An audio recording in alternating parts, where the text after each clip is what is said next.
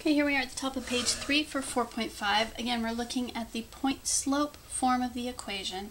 The instructions have stayed the same here. We're still in the part where they're saying write the point-slope form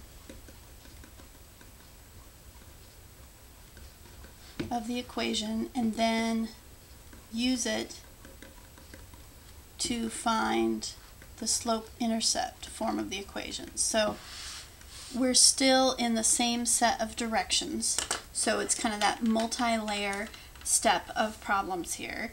And in this case, we're being given 2 points. X-intercept equals 4, y-intercept equals a -2.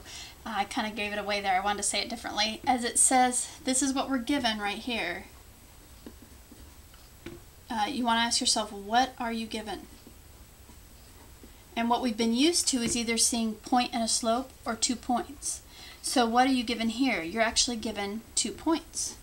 They happen to be the x-intercept where it crosses the x-axis,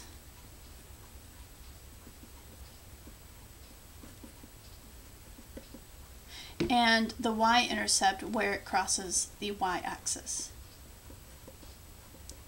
So I'm going to talk you through a little bit of this, then I'm going to have you try this problem. So what does it mean? What you're given is 2 points where it crosses the x-axis, where it crosses the y-axis. If it crosses the x-axis at 4 and the y-axis at -2, what am I being given? Well, I'm really being given 2 points. I'm being given the point 4, 0, that's the x-intercept, and I'm being given the point 0, -2.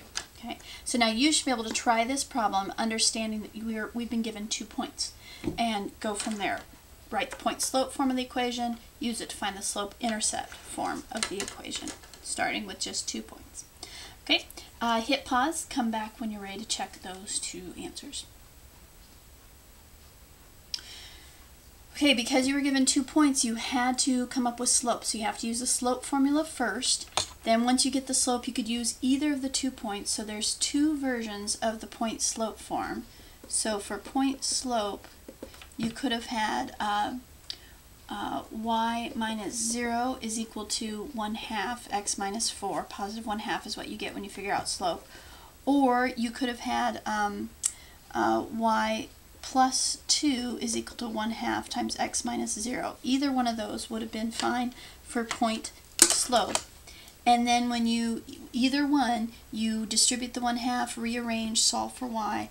Your slope-intercept form of the equation then would look like y equals 1/2 x minus 2.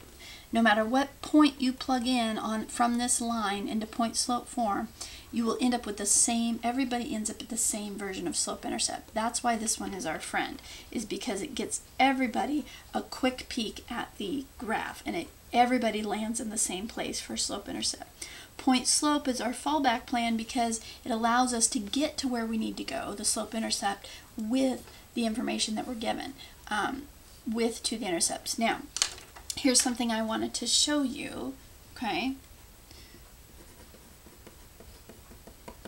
Notice.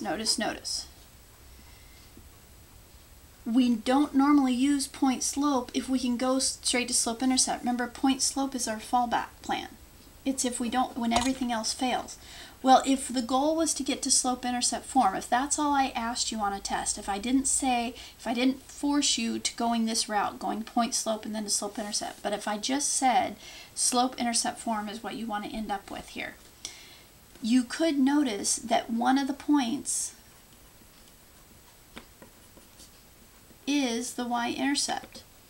They give it to you as 0, -2. That's our b value. You don't even have to go through this process. You could just find slope using the 2 points of 1/2 and then go straight to y equals mx plus b because you have your b value and you have your slope. Y equals 1/2 x minus 2. Okay? You don't have to, but those of you who are looking to save a little time on your test, be able to become expert in this area, kind of recognize the relationships between the two. If they give you your b value, right here they gave you your b value, that's equal to b because it's the y-intercept. It's the y-coordinate of where it crosses the y-axis.